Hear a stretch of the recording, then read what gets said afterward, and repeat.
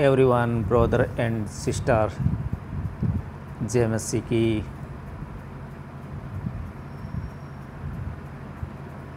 Good morning. आज आपके पास वचन पहुंचता है भजन संहिता उसका 41 अध्याय। Praise the Lord. साम 41।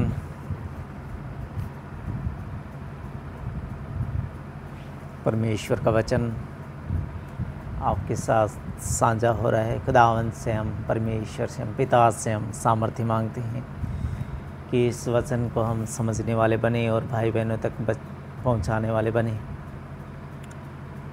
परमेश्वर के वचन अनमोल मोती है। परमेश्वर कहते हैं कि मेरा वचन ऐसा है। जिस व्यापारी ने एक हीरे की तलाश कर रहा था और जब वो हीरा उसे मिला तो उसने अपने खेत बेच दिए और उस हीरे को मोल ले लिया। अपना सारा संपत्ति बेच के एक हीरे को मोल ले लिया। और वही ये वचन है। अगर हम इनके ऊपर में चलते हैं तो हम उस हीरे को हासिल कर जाएंगे,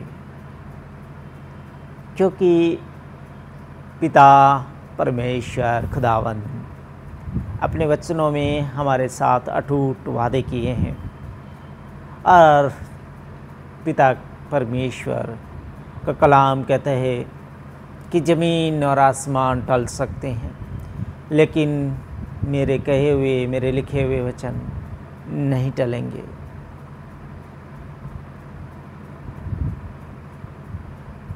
तो हम कितना क्या सोच सकते हैं? हम कुछ नहीं सोच सकते। हमारी सोच में और परमेश्वर की सोच में ज़मीन और आसमान का गैप है। हम मनुष्य जाति, मानव जाति कितना सोच सकते हैं। यहाँ पे हम कुछ बना सकते हैं, कुछ कर सकते हैं, लेकिन हम भूल जाते हैं कि हमें वापस भी जाना है। हम यहाँ के यात्री है। परमेश्वर का वचन कहता है कि अपने को यहाँ संसार में अपना ना बनाओ, बल्कि यहाँ संसार में ऐसा जानो कि हम यहाँ के यात्री हैं और यात्रा कर रहे हैं। जिस टाइम हमारा स्टेशन आ जाएगा उसके बाद में हम यहाँ पर एक सेकंड भी नहीं रुक सकेंगे। तो हम उस स्टेशन की तलाश में हैं, कब हमारा वो स्टेशन आ जाए। हम यहाँ पर भाग दौड़ कर रहे हैं। कोई नौजवान हमारे बीच से चला जाता है तो कहते हैं कि अभी उसकी एज ही क्या हुई थी, अभी तो वो जवान थे, कैसे ऐसे हो गया। वो तो तकड़े थे, उनको कोई बीमारी नहीं थी, कोई चिंता नहीं था, कोई खौफ नहीं था, कोई भय नहीं था। ऐसा नहीं है। जिस वक्त हमारा स्टेशन आ गया, हम यहाँ पर एक सेकंड भी नहीं रहेंगे। हमें जाना पड़ेगा। और वही चीज़ को हम भूल बैठते हैं कि अभी हमारी एज क्या हुई है। परमेश्वर को बाद में पुकार लेंगे, बाद में याद कर लेंगे, बाद में बाइबल को पढ़ लेंगे, बाद में वचनों को पढ़ लेंगे। नहीं, समय को ध्यान में रखते हुए समय का सदुपयोग कीजिए, क्योंकि खुदावंद का वक्त नज़दीक है। खुदावंद ने हमारे साथ अटूट वादे किए हैं कि मैं जा रहा हूँ पिता के पास और तुम्हारे लिए घर बनाने के लिए जा रहा हूँ। बहुत सारी जगह मेरे पिता के वहाँ पर है। अगर ना होती तो मैं तुम लोगों से कह देता कि आप लोग अपना अपना रास्ता देख लो, क्योंकि मेरे पिता के पास जगह नहीं है।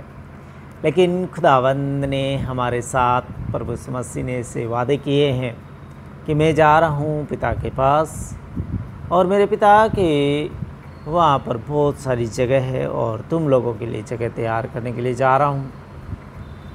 तुम लोगों को मैं वापस लेने के लिए आऊँगा और तुम लोगों को लेके जाऊँगा। तो बहुत सारी जगह है, तो उस जगह को हम हासिल करें, ना कि हम आलसी बनकर बैठें या स्मार्टफोन देखकर अपना समय बिताएं। हमें ऐसा करना हरगिज़ नहीं है। हमें पिता से बातें करनी है, पिता से सामर्थ्य मांगनी है और खुदावंद के वचनों को पढ़ना है, ताकि परमेश्वर जो हमारे लिए जगह तैयार की है उसमें हम प्रवेश करने वाले बने, हम इंटर करने वाले बने, और उस जो हमारे लिए आसियाने बनाए गए हैं उनको हम हासिल करने वाले बने। और वो हीरा आज आप परचेज कर लीजिए, अपना सब कुछ बेच के परचेज कीजिए उस हीरे को।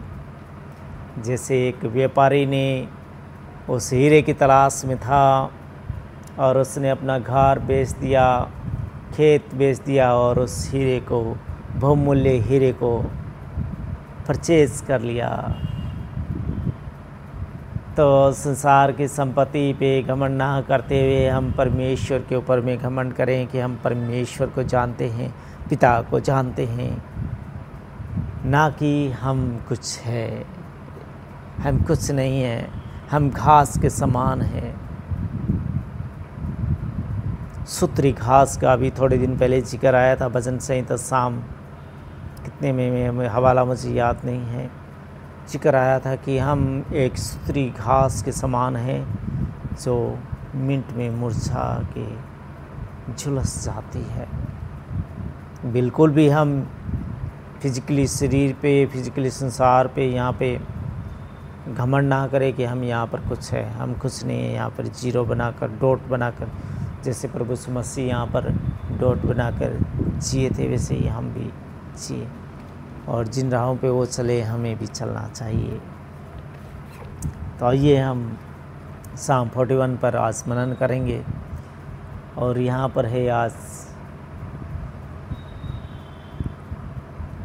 रोगी, बीमार मनुष्य की प्रार्थना।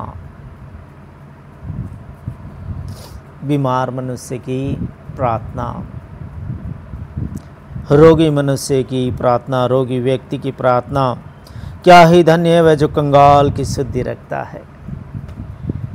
क्या ही धन्य है वह जो कंगाल की शुद्धि रखता है। हमें भी कंगालों की शुद्धि रखनी चाहिए। गर्मी के मौसम में हमें कुछ कंगालों को देना चाहिए, पीने के लिए कोल्ड ड्रिंक वगैरह देनी चाहिए। रुपया पैसा अगर आपके पास है तो दीजिए उनको, क्योंकि परमेश्वर का वचन कहता है कि क्या ही धन्य है वह मनुष्य जो कंगालों की शुद्धि रखता है। इसमें भी कभी भी ये ना सोचे कि बाद में दे देंगे, बाद में कर लेंगे। नहीं, जो समय चला गया वापस नहीं आएगा। समय को ध्यान में रखते हुए सब काम निपटाने हैं। क्योंकि कल मैं एक युवा से जा रहा था तो वहाँ पर मुझे पादरी हारून साहब की बात याद आई कि समय को ध्यान में रखिए। अगर समय निकल गया तो फिर कुछ नहीं हो सकता है। तो आज अगर हमारे पास समय है कि हम एक्टिवा या गाड़ी लेके हम चल सकते हैं और जो कंगाल व्यक्ति है उनको हम कुछ अदा कर सकते हैं, दे सकते हैं, तो वह कहाँ पर मिलेगा? हमें स्वर्ग में मिलेगा। क्या ही धन्य है वह मनुष्य जो कंगालों की शुद्धि रखता है। तो मेरे मन में ऐसा ख्याल आया कि आज तो घूम फिर सक रहा है। यू आर राइट, आज तू घूम फिर सक रहा है इस गाड़ी से जो मैंने तुझे दी है। ऐसा समय भी आ सकता है कि तू घूमने ना पाए और तेरे मन में वो समय की जो बात है वो तेरे मन में रह जाए कि समय मिला था, मैंने ऐसा नहीं किया और आज मैं बैठ चुका हूँ और अब समय है लेकिन वो समय मेरे हाथ से निकल गया। अब मैं ना कहीं जा सकता हूँ और ना ही कंगालों को कुछ से दे सकता हूँ। तो मेरे ब्रदर सिस्टर, अगर आपको ऐसा समय मिला हुआ है जिससे आप कहीं जाते हैं आते हैं, कंगाल आपको मिलता है, तो कंगालों को दीजिए। कुछ नहीं है हमारा इस संसार के अंदर में। हम बेफिजूल यहाँ पर मन लगाए हुए हैं। हमारा यहाँ पर कोई नहीं है। हम अकेले आए हैं, अकेले जाना है। क्यों हम आने वालों के लिए धन इकट्ठा करके जा रहे हैं?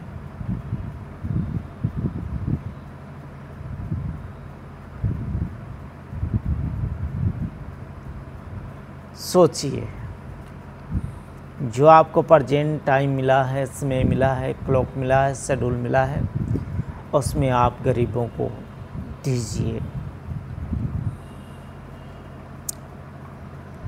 क्या ही धन्य है वह जो कंगाल की शुद्धि रखता है। विपत्ति के दिन यहोवा उसको बचाएगा। विपत्ति के दिन परमेश्वर उसे बचाएगा। कितना बड़ा वादा से साम 41:1 आयत आपसे कह रही है आज। कितना अटूट वादा परमेश्वर का आपके साथ साझा हो रहा है। एक एक बात को आप ध्यान में रखते हुए सोचिए। क्या ही धन्य है जो कंगाल की शुद्धि रखता है। विपत्ति के दिन यहोवा उसको बचाएगा। विपत्ति के दिन यहोवा उसे बचाएगा। भजन संहिता 91 कहती है कि तेरी दाहिनी ओर 10,000, तेरी बाईं ओर 10,000 गिरेंगे, परंतु वह तेरे पास न आएगा। गिरेंगे, मर जाएंगे आदमी, इधर मर जाएंगे उधर मर जाएंगे, लेकिन तेरे पास नहीं आएगा।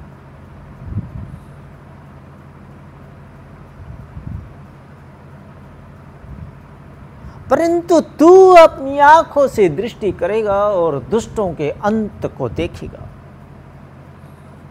परंतु तू अपनी आंखों से दृष्टि करेगा और दुष्टों के अंत को देखेगा। अंत को, दुष्ट लोगों के अंत को तू देखेगा। भजन संहिता 91 कहती है तेरी दाहिनी ओर 10,000 गिरेंगे, परंतु वह तेरे पास न आएगा, परंतु तू अपनी आंखों से दृष्टि करेगा और दुष्टों के अंत को देखेगा।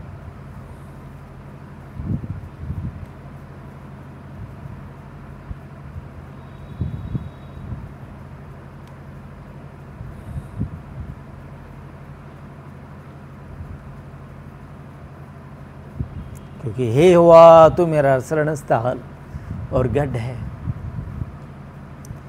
हे यहोवा, हे परमेश्वर, तू मेरा शरण स्थान और गढ़ है। तो परमेश्वर को अपना शरण स्थान और गढ़ मानिए और उस हीरे को परचेज कीजिए। यहोवा उसकी रक्षा करके उसको जीवित रखेगा। यहोवा उसकी रक्षा करके उसको जीवित रखेगा और वह पृथ्वी पर भाग्यवान होगा। पृथ्वी पर भाग्यवान होगा। तू उसको शत्रुओं की इच्छा पर न छोड़। तू उसको शत्रुओं की इच्छा पर न छोड़। जब वह व्याधि के मारे सैया पर पड़ा हुआ हो, तब यहोवा उसे संभालेगा। तू रोग में उसके पूरे बिछौने को उल्ट कर ठीक करेगा। रोग भी ठीक कर देगा, बिछाने को उल्ट देगा।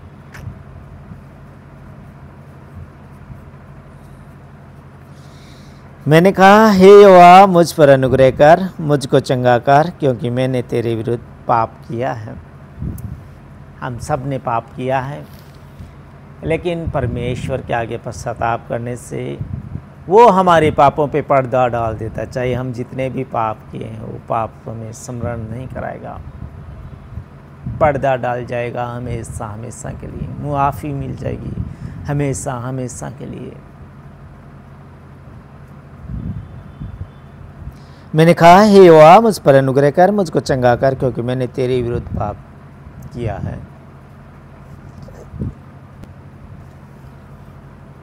मेरे शत्रु ये कहकर मेरी बुराई करते हैं, वह कब मरेगा? मेरे शत्रु, मेरे दुश्मन ये कहकर मेरी बुराई करते हैं कि वह कब मरेगा और उसका नाम कब मिटेगा, और उसका नाम कब मिटेगा। लेकिन मिटाने वाला कौन है? परमेश्वर। जब वह मुझसे मिलने को आता है, जब वह मुझसे मिलने को आता है तब वह व्यर्थ बातें बकता है, जबकि उसका मन अपने अंदर अधर्म को बातें संचय करता है। जबकि उसका मन अधर्म की बातें संचय करता है, अंदर में पैदा गलत विचार, गलत बातें पैदा होती है अंदर में कि ये कब मरेगा। मरता ही नहीं है, इतना दुख सह रहा है फिर भी नहीं मरता है, इतना रोग लगा हुआ है फिर भी नहीं मरता है। अंदर ऐसी बातें उत्पन्न होती है बार बार से, हाँ ठीक हो जाओगे, परमात्मा ठीक कर देगा, हाँ आप तो परमात्मा को बहुत जानते हैं, परमात्मा से आप बातें करते हैं, हाँ आपका तो परमात्मा ठीक कर ही देगा। अंदर ऊपर से ऐसी बातें अंदर में कि कब मरेगा, मर मरा के लार तो छोड़, अंदर में ऐसी बातें। जब वह मुझसे मिलने को आता है तब वह व्यर्थ बातें बकता है, जबकि उसका मन अपने अंदर अधर्म की बातें संचय करता है और बाहर जाकर उनकी चर्चा करता है। मेरे सब बैरी मिलकर मेरे विरुद्ध कानाफूसी करते हैं, वे मेरे ही विरुद्ध होकर मेरी हानि की कल्पना करते हैं। मेरी ही हानि की कल्पना करते हैं कि अब इसके साथ क्या करें, बीमार तो ये हो गया है, अब जो ये पड़ा है तो फिर कभी उठने का नहीं, अब ये जो पड़ा है तो कभी उठने का तो है नहीं, करना क्या हमें बताओ। लेकिन वो लोग ये नहीं जानते कि परमात्मा इसे ठीक कर देगा, परमात्मा ठीक कर सकता है। मेरा परम मित्र जिस पर मैं भरोसा रखता था, जो मेरी रोटी खाता था, उसने भी मेरे विरुद्ध लात उठाई। जो मेरा परम मित्र, एक साथ रोटी खाने वाले, उसने भी मेरे विरुद्ध लात उठाई कि अब इसका क्या होने वाला, अब भी ये तो बस हो गया, काम ये कर नहीं सकता, बस लेटे रहता है। उसने भी लात उठाई। परंतु ये हुआ, तू मुझ पर अनुग्रह करके मुझको उठा कि मैं उनको बदला दूँ, तू मुझे उठा। परमेश्वर से कह रहा है, रोगी मनुष्य से। परंतु हे परमेश्वर, तू मुझ पर अनुग्रह करके मुझको उठा कि मैं उनको बदला दूं। मेरा शत्रु जो मुझ पर जयवंत नहीं हो पाता है, इससे मैंने जान लिया है कि तू मुझसे प्रसन्न है। वे लोग हानि तो करने की ठानते हैं, लेकिन जयवंत नहीं होते, हानि कर नहीं पाते। रोगी होने के बावजूद भी कोई हानि नहीं कर पाते। इसलिए परमेश्वर से रोगी मनुष्य कह रहा है, मेरा शत्रु जो मुझ पर जयवंत नहीं हो पाता है, इससे मैंने जान लिया है कि तू मुझसे प्रसन्न है, तू मुझसे प्रसन्न है। मुझे तो तू खराई से संभालता और सर्वदा के लिए अपने सम्मुख सितर करता है। मुझे तो तू खराई से संभालता है और सर्वदा के लिए अपने सम्मुख सितर करता है। इज़राइल का परमेश्वर यहोवा आदि से अंत काल तक धन्य है। आमीन फिर आमीन। इज़राइल का परमेश्वर यहोवा आदि से अंत काल तक धन्य है। आमीन फिर आमीन। तो आपके ऊपर में शत्रु प्रबल होने नहीं पाएंगे। परमेश्वर को पुकारिए, गरीबों को दान दीजिए, खुदा से बातें कीजिए, परमेश्वर की शरण में आइए। आपके ऊपर शत्रु कभी जयवंत नहीं होगा, क्योंकि परमेश्वर आपसे प्रसन्न है। आप धर्म के काम कीजिए, खुदा आपके साथ हमेशा रहेगा और आपको पृथ्वी पर भाग्यवान बनाएगा, भाग्यवान बनाएगा। आपके सारे बीमारों को ठीक कर देगा। आप Psalm 41 को पढ़िए, खुदा से बातें कीजिए। खुदावंद के कलामों में बहुत बड़ी ताकत है।